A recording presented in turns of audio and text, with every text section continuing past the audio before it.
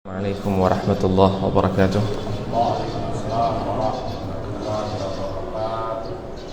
Innal hamdalillah nahmaduhu wa nasta'inuhu wa nastaghfiruh wa na'udzu billahi min shururi anfusina wa min sayyiati a'malina.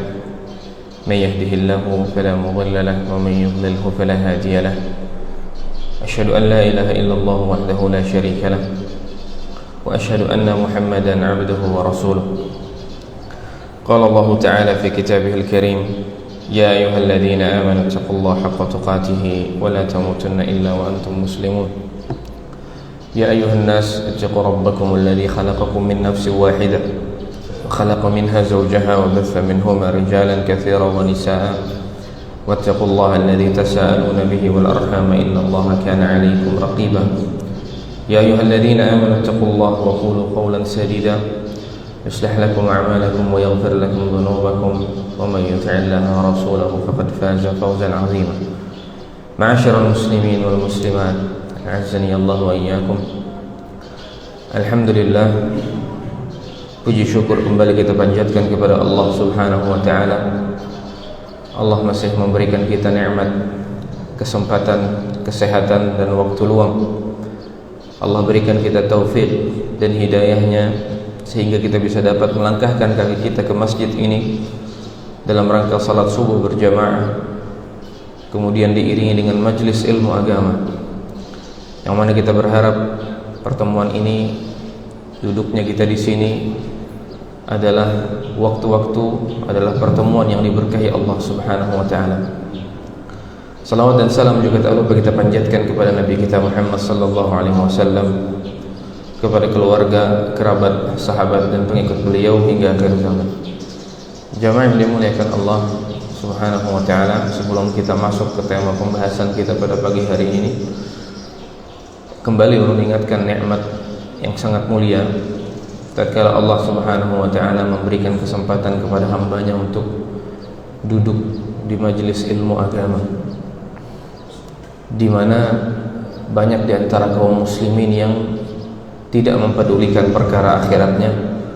Banyak kaum muslimin yang tidak peduli bagaimana dia mempersiapkan bekalnya menuju Allah Subhanahu wa Ta'ala, di mana kaum muslimin banyak yang tidak menginginkan pada dirinya untuk menambah ilmu-ilmunya kepada Allah Subhanahu wa Ta'ala dan ilmunya tentang Rasulnya sallallahu alaihi wasallam.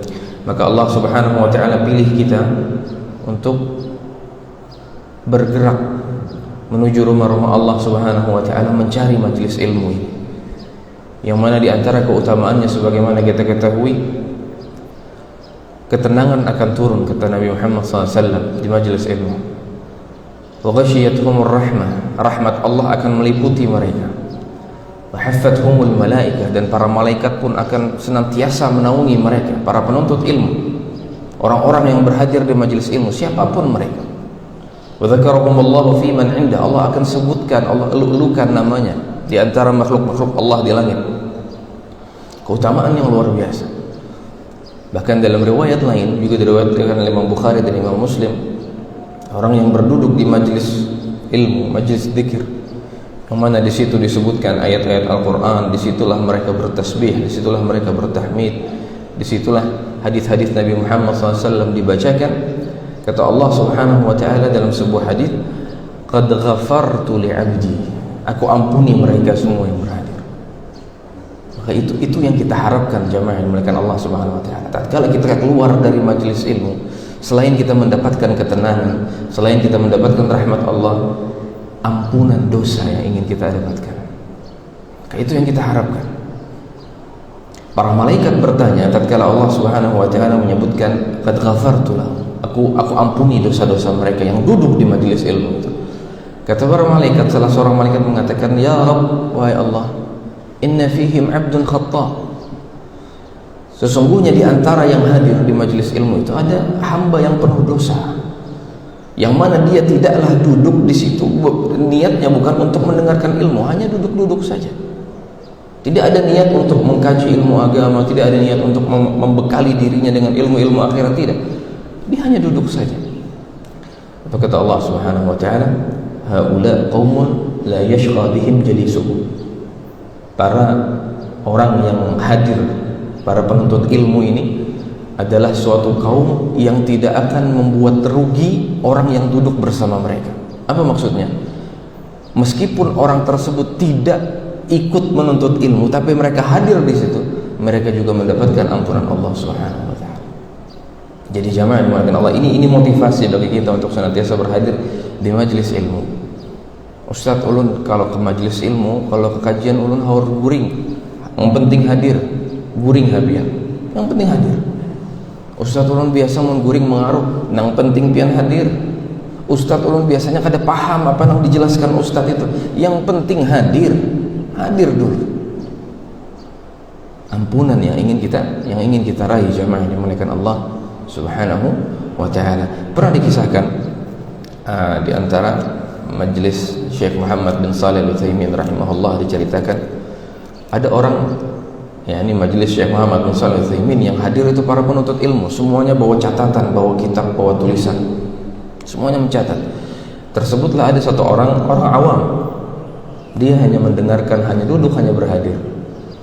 Kemudian suatu ketika Syekh Muhammad bin Shalih Al-Utsaimin bertanya, "Ya fulan, apa tadi yang aku sebutkan?" Kada tahu, Aisyah. Kada tahu apa tadi, kada ingat. Ya, orang awam hanya duduk dan mungkin dia tidak paham. Apakah engkau faham apa yang aku katakan? Kata orang tadi, tidak, orang kada paham. Kata Syekh Muhammad bin Shalih Al-Utsaimin, lalu mengapa engkau di sini? Mungkin maksudnya karena ini adalah majelis khusus, majelis para penuntut ilmu. Ini bukan tempatmu, bukan di sini. Untuk apa kau di sini kalau kau tidak faham? Maka Syekh terkejut mendengar jawaban orang awam tadi, yang mungkin dia hanya duduk dan tidak faham apa yang disampaikan oleh Syekh. Kata orang tadi, membawakan hadis Nabi Muhammad SAW tadi, haula qaumun la yashqa bihim jalisu. Wahai Syekh, mereka ini adalah kaum yang tidak akan membuat sengsara orang yang duduk bersama mereka. Maka kata Syekh Muhammad bin Shalih Al-Utsaimin, kami ini datang untuk mengajarkan ilmu kepadanya, malah dia yang Allah utus untuk mengajarkan ilmu kepada kami. Terkejut Syekh. Dan seketika Syekh Muhammad Shalih Al-Utsaimin menangis setelah itu. Cerita ini cerita yang masyhur, dikisahkan oleh murid-murid beliau. Semoga kita dapat mengambil ibrah dari cerita tersebut.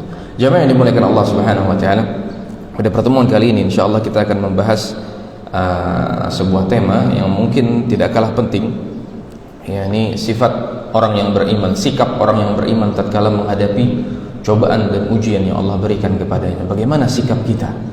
Bagaimana orang yang beriman membekali dirinya tatkala dia mendapatkan cobaan dan ujian yang Allah berikan kepadanya. Maka jamaah yang dimuliakan Allah Subhanahu wa taala, seluruh manusia Allah berikan ujian. Seluruh manusia Allah berikan cobaan. Entah itu dia yang kaya kah, yang miskin, entah itu dia baik pejabat maupun rakyat, maupun dia macam-macam, seluruh kalangan manusia diberikan cobaan dan ujian oleh Allah Subhanahu wa taala dengan ujian yang bermacam-macam.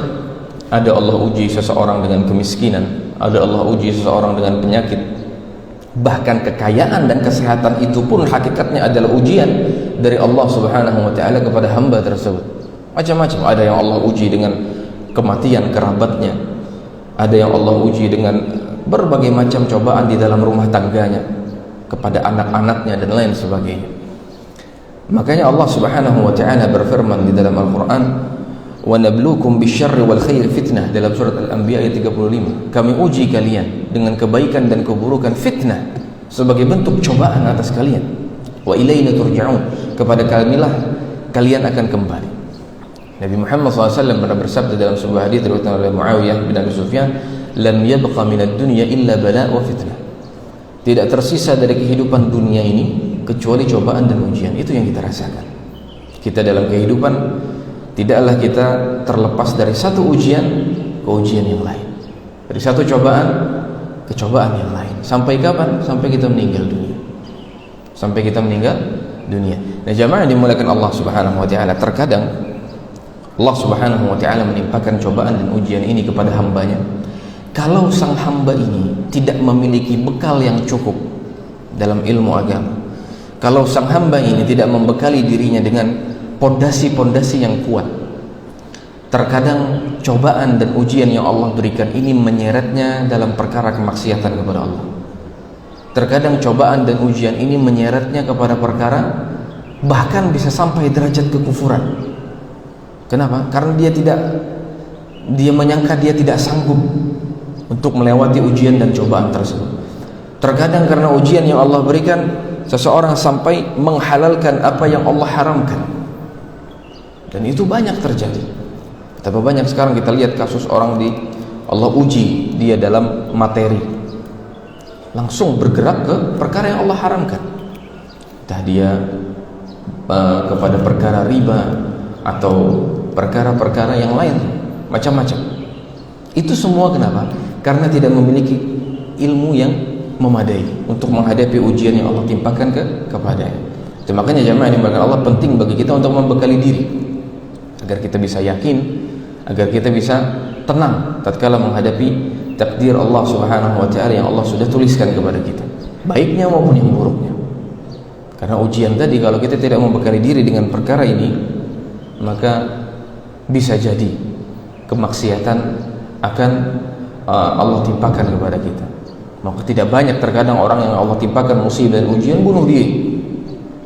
Kenapa? Kada kuat lagi, bunuh diri aja sudah. Padahal itu bukan solusi, bahkan menambah perkara. Nah, itu adalah dosa besar yang luar biasa. Nah, ini diantara contoh yang mana ujian dan cobaan terkadang menyeret seseorang dalam kemaksiatan yang lain. Maka yang perlu kita ketahui jamaah yang dimuliakan Allah, setidaknya ada 5 pondasi, ada 5 usul, ada 5 poin yang harus kita imani tatkala kita menghadapi cobaan dan ujian yang Allah berikan kepada kita. Yang ini mungkin untuk pelipur lara, untuk hiburan bagi diri kita yang terkena musibah atau ujian. Yang pertama jamaah yang dimuliakan Allah Subhanahu wa taala, hendaklah kita meyakini bahwasanya semua perkara itu terjadi atas izin Allah Subhanahu wa taala. Semua perkara itu terjadi karena Allah sudah menuliskan itu akan terjadi. Itulah takdir Allah Subhanahu wa taala yang sudah Allah tetapkan 50.000 tahun sebelum penciptaan langit dan bumi. Kita belum ada, dunia belum ada, tapi takdir makhluk sudah Allah tuliskan. 50.000 tahun kata Nabi Muhammad SAW sebelum penciptaan langit dan bumi.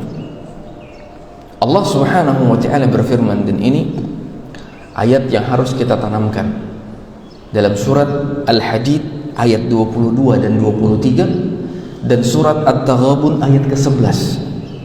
Tatkala kita mendapatkan musibah, cobaan dan ujian, kaji kembali ayat ini. Surat Al-Hadid ayat 22 23 dan surat At-Taghabun ayat ke-11. Dalam surat Al-Hadid ayat 22-23 Allah Subhanahu wa taala berfirman, "Ma asaba min musibatin fil ardi wala fi anfusikum illa fi kitabin min qabli an nabra'aha. Inna dzalika 'ala Allah yasir." Tidak ada musibah yang Allah timpakan kepada kalian, baik musibah di muka bumi, cobaan di muka bumi, atau cobaan pada diri kalian, kecuali kata Allah Subhanahu wa taala, illa fi kitab, kecuali sudah kami tulis min qabli an nabra'ah, sebelum kami menciptakannya. Inna dzalika 'ala Allah yasir, sesungguhnya itu mudah bagi Allah Subhanahu wa taala. Ayat selanjutnya, ayat ke-23, Allah Subhanahu wa taala menerangkan di antara fungsi beriman kepada takdir. Apa itu semua? Likai la ta'sau 'ala ma fatakum wa la tafrahu bima atakum. Untuk apa kalian mengimani bahwasanya segala sesuatu itu terjadi atas kehendak Allah? Untuk apa kalian mengimani bahwasanya segala sesuatu terjadi itu karena takdir Allah Subhanahu wa taala? Kata Allah, likai la ta'sau 'ala ma fatakum, agar kalian tidak terlalu bersedih atas apa yang hilang dari kalian. Wa la tafrahu bima atakum, dan agar kalian tidak terlalu berbangga atas apa yang Allah berikan kepada kalian. Ini luar biasa. Orang yang beriman kepada takdir, dia apa yang luput darinya, apa yang hilang darinya, dia tidak terlalu bersedih. Kenapa? Semua sudah Allah tetapkan. Begitu juga orang yang mendapatkan kenikmatan dari Allah. Allah takdirkan dia mendapatkan harta yang luar biasa, mendapatkan nikmat yang luar biasa. Dia tidak terlalu berbangga. Kenapa? Dia beriman kepada takdir Allah. Itu semua dari Allah. bukan hasil jerih upayanya, tidak. Tapi itu semua takdir yang Allah berikan kepadanya. Ini fungsi beriman kepada takdir Allah Subhanahu wa taala.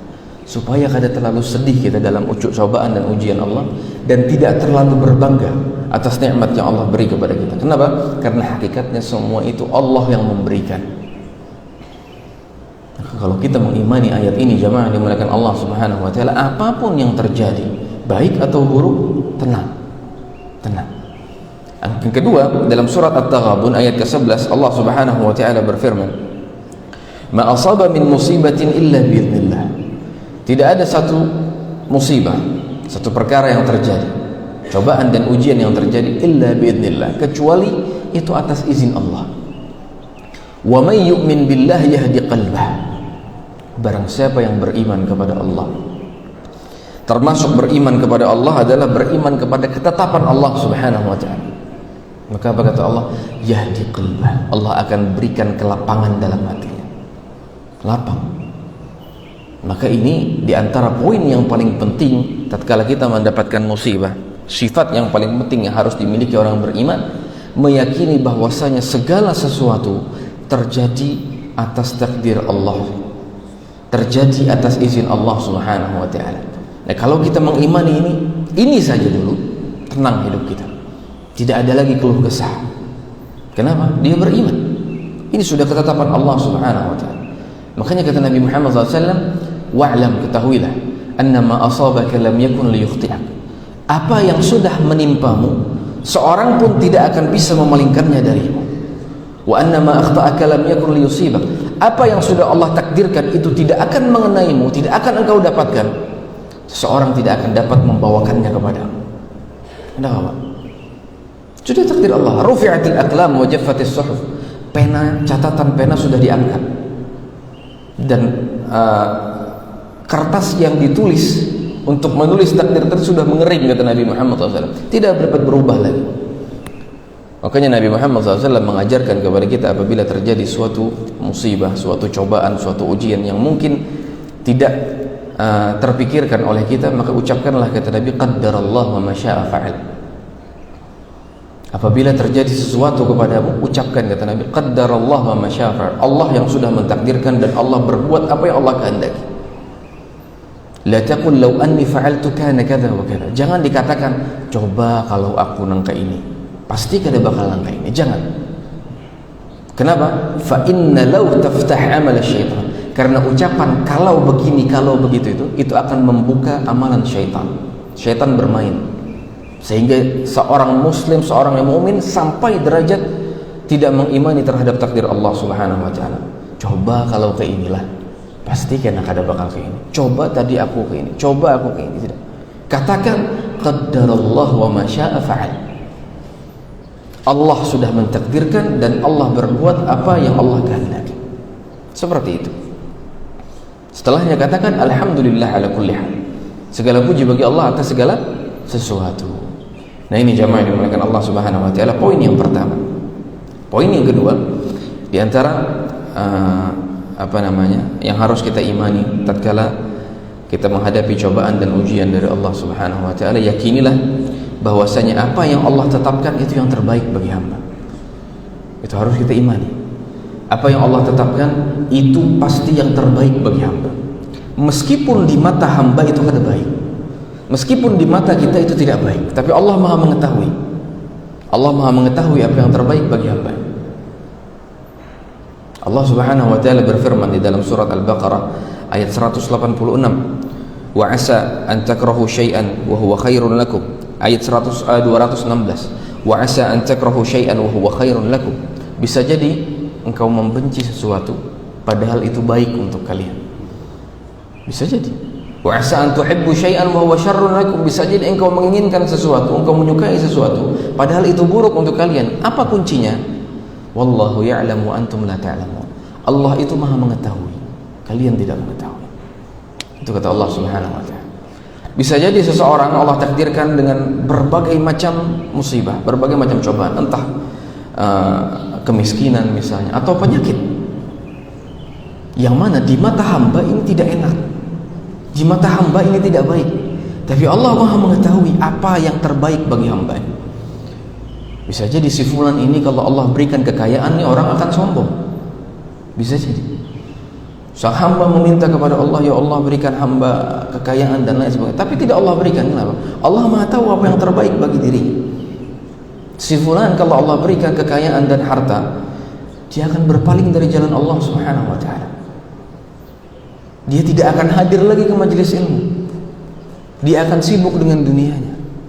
Dia akan tidak hadir lagi salat berjamaah di masjid. Kita tidak tahu bagaimana kita kalau Allah takdirkan seperti itu. Seseorang yang Allah takdirkan dia memiliki penyakit, kita tidak tahu. Kalau si fulan ini sehat, bagaimana dia akan menjadi seperti apa, kita tidak tahu. Bisa jadi kalau dia sehat dia akan semena-mena dan lain sebagainya. Maka Allah berikan penyakit supaya apa? Supaya dia merasa lemah di hadapan Allah Subhanahu wa taala. Allah berikan dia penyakit sebagai pengingat dirinya agar dia tidak terjangkiti penyakit sombong. Betapa banyak seseorang terkadang di puncak kejayaannya, dia memiliki harta, badan fisik yang sehat, masa muda. Di puncak kejayaan seperti ini terkadang dia lupa. Dia merasa aku mencapai derajat seperti ini karena kepintaranku, karena skillku, karena koneksi yang aku miliki, karena harta yang aku miliki. Dia lupa itu semua titipan Allah. Maka terkadang Allah uji orang yang seperti ini. Allah berikan penyakit, Allah berikan cobaan dalam ekonominya. Untuk apa? Supaya dia sadar dia bukan apa-apa. Dan ujian dari Allah itu baik. Ujian dari Allah itu baik. Makanya jamaah yang dimuliakan Allah Subhanahu wa taala, dalam hadis qudsi, meskipun para ulama berselisih tentang keabsahan hadis ini, tapi kata Syekh bin Baz rahimahullah, ini maknanya benar. Ini maknanya benar. Dari hadis Anas bin Malik, Allah mengatakan, "Inna min ibadil mu'minin man la yasluh imanuhu illa bil ghina. Walau afqartuhu la afsadahu dzalik." Sesungguhnya dari hamba-hambaku yang beriman, ada yang keimanannya itu tidak pantas baginya kecuali dengan kekayaan. Kalau aku jadikan hamba tersebut miskin, maka itu kemiskinan itu akan merusak imannya. Ada hamba yang seperti itu. Sebaliknya kata Allah Subhanahu wa taala, "Wa inna min ibadi man la yasluh imanuhu illa al-faqr, walau basattu lahu la afsadahu dzalik." Ada juga hamba-hambaku yang imannya itu tidak pas kecuali hanya dengan kemiskinan. Kalau aku berikan kekayaan, aku lapangkan rezekinya, kekayaan itu akan merusak keimanannya. Ada lagi kata Allah yang lain, "Wa inna min ibadi man la yasluh imanuhu illa as-sihah." Ada lagi hamba-hambaku yang mana keimanannya itu tidaklah menjadi pas baginya kecuali tatkala aku berikan kesehatan kepadanya. Kalau aku berikan penyakit, itu akan merusak keimanannya. Dan sebagian hamba-hambaku ada yang tidak pas keimanannya itu kecuali aku berikan penyakit. Kalau aku berikan kesehatan, maka kesehatannya itu akan merusak keimanannya. Apa kata Allah di akhir hadis qudsi ini? "Inni udabbiru amra ibadi bi'ilmi ma fi qulubihim." Aku yang mengatur perkara hambaku karena aku tahu apa yang ada pada hati-hati mereka. Allah Maha tahu apa yang terbaik bagi hambanya. Maka teruslah berprasangka baik kepada Allah Subhanahu wa taala. Allah tergantung prasangka hambanya. Kalau sang hamba berprasangka baik, kebaikan yang akan ia dapatkan. Kemudian jamaah dimuliakan Allah Subhanahu wa taala, di antara usul atau poin yang harus kita imani tatkala menghadapi cobaan dan ujian, mungkin tidak bisa kita sebutkan semuanya. 3 inilah mungkin yang akan kita sebutkan. 5 sebenarnya, cuma waktunya mungkin kada cukup. Karena bisa jadi sampai jam 7. Pian hendak begawi, hendak mengantar anak sekolah, kada kawal lagi kan. Ini cobaannya. Ini cobaan. Yang terakhir mungkin yang akan ulun sebutkan pada pertemuan kali ini adalah, yakinilah jamaah yang dimuliakan Allah, setiap cobaan dan ujian itu penggugur dosa. Cobaan, ujian dan musibah yang Allah timpakan kepada hamba itu adalah penggugur dosa. Maka kalau seorang muslim bersabar terhadap cobaan dan ujian yang dia alami, itu akan menghapuskan dosa-dosanya.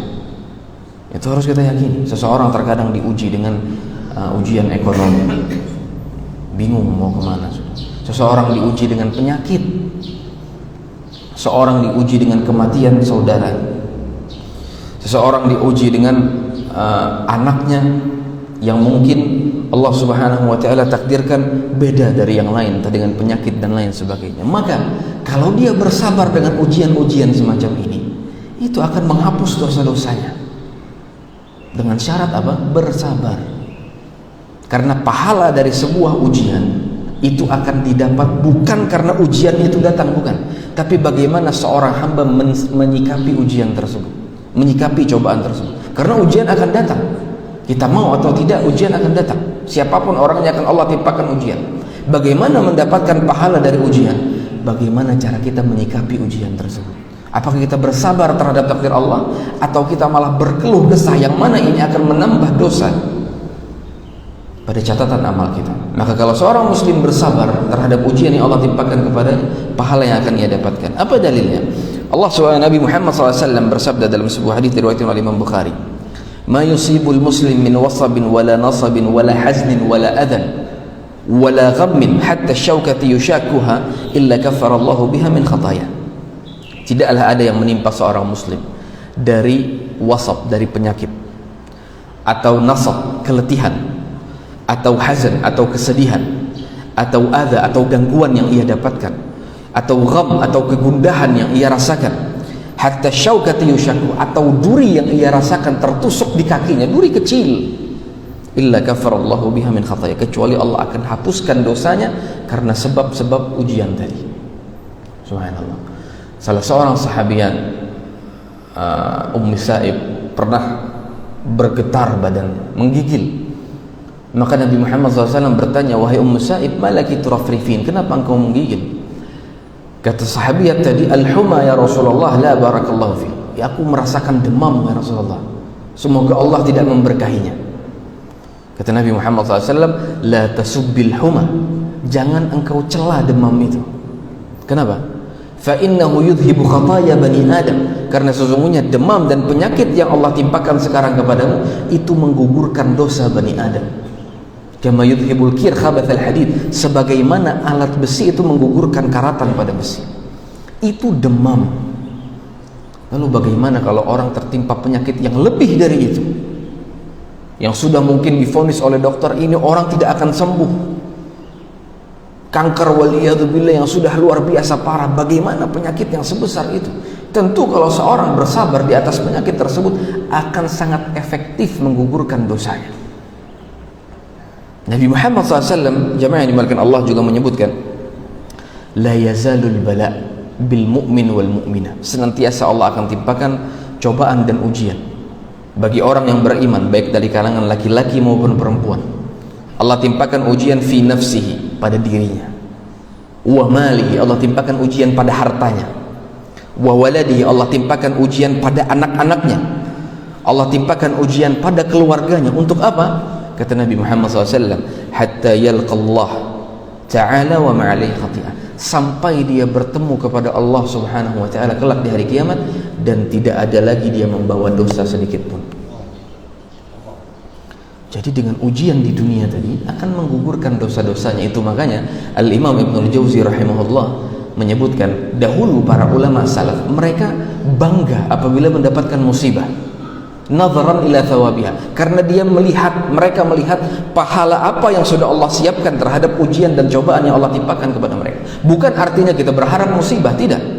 Jangan sampai kita berharap musibah terjadi kepada kita. Namun kalau toh qaddarallah, Allah takdirkan kepada kita terjadi cobaan dan ujian dan musibah, maka seperti inilah sikap yang harus kita miliki. Nabi Muhammad SAW sebutkan dalam sebuah hadis diriwayatkan oleh Jabir bin Abdullah, yawaddu ahlul afiyah hina yu'ta ahlul bala'a thawab. Orang-orang yang tidak pernah Allah timpakan musibah di dunia, kelak di hari kiamat mereka berangan-angan tatkala mereka melihat Allah memberikan pahala yang luar biasa kepada orang-orang yang sudah Allah timpakan musibah di dunia. Orang-orang yang tidak pernah diberikan musibah dan cobaan ini berangan-angan, berandai-andai. Apa yang mereka andai-andaikan? Apa yang mereka angan-angan? Yawaddu law anna juluduhum kanat tuqradu fid dunya bil maqarib. Mereka berharap, coba dahulu kulit ulun di dunia ini digunting-gunting lawan gunting yang ganal, sampai berharap musibah seperti itu. Kenapa? Setelah melihat ganjaran dan pahala yang Allah berikan kepada mereka yang pernah ditimpakan musibah di dunia. Maka jamaah yang dimuliakan Allah Subhanahu wa ta'ala, penting kita hadirkan sikap-sikap semacam ini. Penting kita mengkaji hadis-hadis semacam ini tatkala Allah timpakan cobaan dan ujian kepada kita. Untuk apa? Untuk menghibur diri kita, bahwasanya kelak ini akan menjadi pahala yang luar biasa bagi kita. Dan yakinlah, ini juga usul atau pondasi poin yang keempat, cobaan atau apapun segala macam bentuk kesulitan yang kita hadapi, pasti setelahnya akan datang kemudahan. Itu pasti. Itu harus kita yakini. Allah Subhanahu wa taala sebutkan, fa inna ma'al usri yusra. Inna ma'al usri, Allah tekankan lagi dalam surat Asy-Syarh. Sesungguhnya setelah kesulitan akan datang membersamainya kemudahan. Inna ma'al usri yusra. Sesungguhnya setelah kesusahan akan datang membersamainya kemudahan. Itu pasti. Bahkan kata Abdullah bin Mas'ud, meskipun kesulitan itu masuk ke dalam lubang bob, lubang biawak, ke dalam masuk, fa innal yusra ma'ahu yukhriju, maka kemudahan itu akan datang membersamainya dan mengeluarkan kesulitan tadi. Yang kita tidak tahu waktunya kapan. Maka di antara cara yang efektif untuk mempercepat datangnya kemudahan adalah bertakwa kepada Allah Subhanahu wa taala. Allah mengatakan, wa may yattaqillah yaj'al lahu min amrihi yusra. Barang siapa yang bertakwa kepada Allah, Allah jadikan perkaranya itu mudah. Jadi perkara takwa itu memiliki peran yang sangat besar untuk memberikan jalan keluar, untuk memberikan solusi kepada kita tatkala kita mendapatkan musibah dan cobaan. Lakukan pekerjaan-pekerjaan yang Allah perintahkan, lakukan amalan-amalan yang Allah perintahkan, jauhi larangan-larangan Allah Subhanahu wa taala. Itulah ketakwaan. Maka sebesar apa ketakwaan yang sudah kita kerjakan, secepat itu pula solusi dari Allah yang akan Allah berikan. Nah, ini jamaah yang dimuliakan Allah Subhanahu wa taala, sedikit yang dapat ulun sampaikan pada pertemuan kali ini. Poin yang kelima sebenarnya adalah, yakinlah bahwasanya tidak ada yang bisa mengangkat kesusahan tadi kecuali Allah Subhanahu wa taala. Maka seorang hamba hendaklah dia berpaling kembali kepada Allah Subhanahu wa taala tatkala dia mendapatkan musibah, bukan kembali kepada yang lain, bukan kembali kepada makhluk atau kembali kepada perkara-perkara kesyirikan. Tidak. Kesulitan, kemudahan, kesulitan, kesusahan, musibah dari Allah, Allah sendiri yang akan mencabutnya, karena Allah yang memberikan musibah tadi. Maka tidak ada yang bisa mengangkatnya kecuali Allah Subhanahu wa taala. Nah, ini yang jemaah dimuliakan Allah Subhanahu wa taala yang dapat ulun sampaikan pada pertemuan kali ini. Semoga bermanfaat di dalam kehidupan kita. Kita tutup dengan doa kafaratul majlis. Subhanakallahumma wa bihamdik, asyhadu an la ilaha illa anta, astaghfiruka wa atubu ilaik. Wassalamualaikum warahmatullahi wabarakatuh.